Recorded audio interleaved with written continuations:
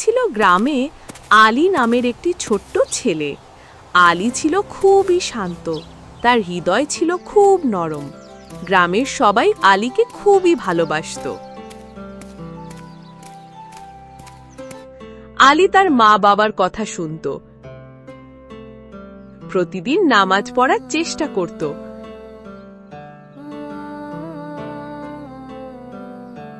গ্রামের কাছে একটা বড় আম গাছ ছিল, যেখানে আলী প্রায়ই খেলতে যেত। গাছের নিচে বসে সে পড়াশোনা করত আর পাখিদের গান শুনত। একদিন আলী দেখল গাছের একটা ডালে একটা ছোট্ট পাখির বাসা। বাসায় 3টি ছানা মুখ হা করে কিচিরমিচির করছে, কিন্তু পাখির মা বাবা কোথাও নেই। আলী খুব চিন্তিত হলো। সে ভাবল, এই ছানাগুলোর তো খাবার দরকার, কে দেবে এদের খাবার? আলী দৌড়ে বাড়ি গেল।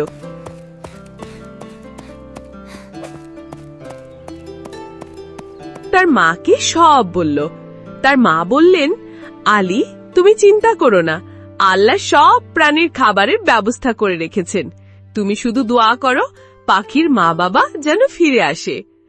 আলী তার মায়ের কথা শুনে নামাজ পড়ে। সে 2 হাত তুলে বলল, হে আল্লাহ, তুমি তো সবকিছু দেখতে পাও, পাখির ছানাগুলোর মা বাবাকে ফিরিয়ে দাও, ওরা খুব ক্ষুধার্ত, তুমি ওদের রক্ষা করো। দোয়া শেষ করে আলী আবার দৌড়ে গাছের কাছে গেল।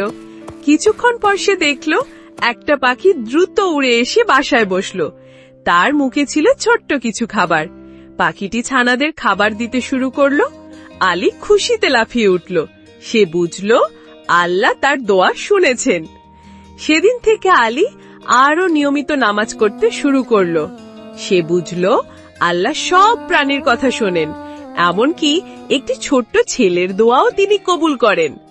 আলী তার বন্ধুদেরও বলল, তোমরা কখনো চিন্তা করো না, আল্লাহর কাছে দোয়া করো, তিনি সব সমস্যা সমাধান করে দেবেন।